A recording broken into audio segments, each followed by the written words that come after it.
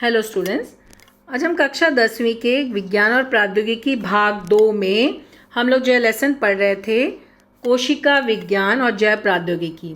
फिर यहाँ पर हम लोग इस टॉपिक में इसमें हम लोग जो है मूल कोशिका और जैव प्रौद्योगिकियों से व्यवहारिक उपयोग पढ़ चुके हैं, कोशिका विज्ञान भी। अब इस वीडियो में कृषि विकास के महत्वपूर्ण सोपान हम लोग पढ़ेंगे। यहाँ पे देखो कृषि विकास के महत्वपूर्ण सोपान क्या हैं। यहाँ पे देखो important stages in agriculture department. यहाँ पे देखो क्या है, हरित क्रांति, श्वेत क्रांति, नील क्रांति, और फिर एक किसके द्वारा हुआ है, यहाँ पर ये वैज्ञानिकों के नाम है। यहाँ पर ये सब जानकारी दी गई है। क्या दिया है देखो, डॉक्टर नॉर्मन बोलार तथा डॉक्टर स्वामीनाथन, डॉक्टर वर्गीस कुरियन। यह नील क्रांति मिशन 2016 NKM 16, ठीक है, ये यहाँ पर दिया है। हरित क्रांति, देखो यहाँ पर हरित क्रांति क्या है, कम खेत में अधिक से अधिक मात्रा में फसल उगाना और अत्यधिक खाद्यान्न प्राप्त करने की विधि को हरित क्रांति कहते हैं। ये परिभाषा हुई हरित क्रांति की। गेहूं और धान की सुधारित छोटी प्रजाति, खाद, कीटनाशक, ये जो है उचित उपयोग और उचित जल व्यवस्थापन के कारण खाद्यान्न का उत्पादन अत्यधिक वृद्धि हुई। इस कारण बढ़ी हुई जनसंख्या में को भूखमरी से बची है। फिर यहाँ पर विविध फसलों की नई प्रजाति, विभिन्न कृषि अनुसंधान संस्थान ने अनुसंधान करके विविध फसलों की नई प्रजातियों का निर्माण किया है। विभिन्न अनुसंधान संस्थान प्रयोगशाला, भारतीय कृषि अनुसंधान, मतलब कौन कौन से यहाँ पर इसके अंतर्गत, भारत के नकदी फसल, मत्स्य उत्पादन, अन्य कृषि व्यवसाय से संबंधित अनुसंधान किए जाते हैं। ये सब नाम याद रखना है। विभिन्न प्रयोगशालाएं इस प्रकार हैं। कौन कौन सी प्रयोगशालाएं, भारतीय कृषि अनुसंधान संस्था नई दिल्ली, फिर यहाँ पे नींबू वर्गीय फलों के राष्ट्रीय अनुसंधान केंद्र नागपुर और इसकी विविध शाखा, फिर भारतीय विज्ञान संस्थान, और फिर राष्ट्रीय अनार अनुसंधान संस्थान सोलापुर। और फिर उसके बाद देखो भारत में चावल की कौन कौन सी नई प्रजातियों की खोज हुई है, गोल्डन राइस 2, सुगंधा, पूसा, कस्तूरी, आंबे मोहर 157, PNB 1, बासमती 1, 370, 385 ऐसे नई प्रजातियों की खोज भारत में हुई है। फिर श्वेत क्रांति क्या है, दूध उत्पादन। दूध उत्पादन है भारत का कुछ भाग जो है वह कुछ भाग सघन, परंतु उसमें मिलने वाले उत्पाद सभी जगहों पर उपयोग में लाए जाने के लिए पर्याप्त नहीं थे। तो सहकार एवं जैव प्रौद्योगिकी की सहायता से, सरकार और जैव प्रौद्योगिकी तकनीकी के माध्यम से दुग्ध उत्पादन ये केवल जोड़ व्यवसाय नहीं परंतु एक स्वतंत्र व्यवसाय हो सकता है। ये डॉक्टर वर्गीस कुरियन ने दिखाया।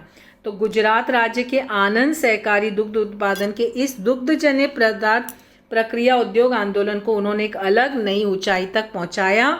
दूध उत्पादन में स्वतंत्रता, स्वयं पूर्णता प्राप्त करने के लिए गुणवत्ता नियंत्रण, दुग्धजन्य पदार्थ का उत्पादन और उसका जतन, जैव प्रौद्योगिकी पर्याप्त उपयोग करके नए नए प्रयोग किए गए। आज तो विश्व भर में हमारे देश की नस्लों की प्रमुखता दी जा रही है। उसके बाद है यहाँ पर ब्लू क्रांति, नील क्रांति। नील क्रांति क्या है, जलचर सजीवों की खेती अर्थात उनका संवर्धन करके मत्स्य उत्पादन को बढ़ाना।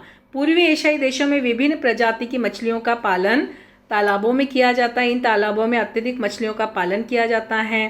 तालाब में खेत के रूप में जाना जाता है। मछली, झींगा, अन्य जलीय प्राणी और वनस्पतियों की मत्स्य खेती की जाती है। मत्स्य व्यवसाय को अधिकाधिक प्रोत्साहन दिया जाता है। इस व्यवसाय में 50 से 100% तक सरकार अनुदान उपलब्ध है। समुद्री जल तथा तालाब के मीठे जल में बड़े पैमाने पर मत्स्य खेती संभव है, जैसे रोहू है, कटला है, मीठे पानी की मछलियाँ हैं, झींगा, केकड़ा, ये सब खारे पानी की मछलियाँ हैं।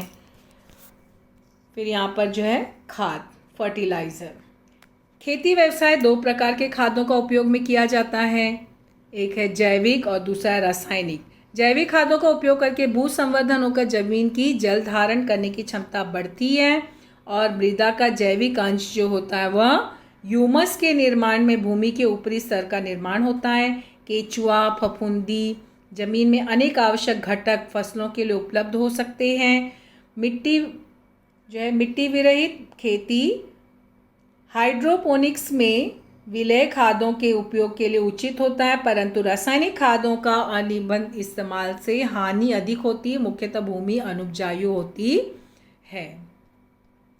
खाद्य और कीटनाशक यहाँ पे बताया गया है। कीटनाशक पर्यावरण के लिए अत्यधिक घातक है। कीटनाशक पे किसी भी प्रकार का प्रतिबंध न होने के कारण विष पानी और अन्न के माध्यम से भोजन जाल में फैल जाता है। मेढक, कीटक, पक्षी विभिन्न कीड़ों की बढ़ती हुई संख्या पर नियंत्रण रखते, परंतु कीटनाशक दवाइयों के अत्यधिक उपयोग के कारण उनका अस्तित्व वो खतरे में मंडरा रहा है।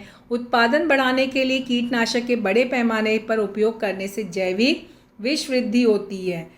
यहाँ पे कौन कौन से कीटनाशक है? DDT है, मेलवियान है, क्लोरोपायरीफॉस है। ये सब कीटनाशक बहुत ही घातक हैं। जैविक खेती, जब रासायनिक खाद और कीटनाशकों का उपयोग नहीं किया जाता है तब केवल स्थानीय विविध प्रकार की फसलों की बुआई की जाती है, तब एक प्राकृतिक संतुलन निर्मित होता है। इस प्रकार की गई खेती को जैविक खेती कहते हैं। जैविक खेती और जैविक उत्पादन की मांग दिन पे दिन बढ़ती चली जा रही है। खेती करते समय रासायनिक खाद और कीटनाशकों का असीमित उपयोग करके विषैला रसायन अन्न और पानी के माध्यम से मनुष्य तक पहुंच जाता है। इसका दुष्प्रभाव पर्यावरण पे और मनुष्य पे पड़ रहा है। मिट्टी की उर्वरकता वो कम हो रही है।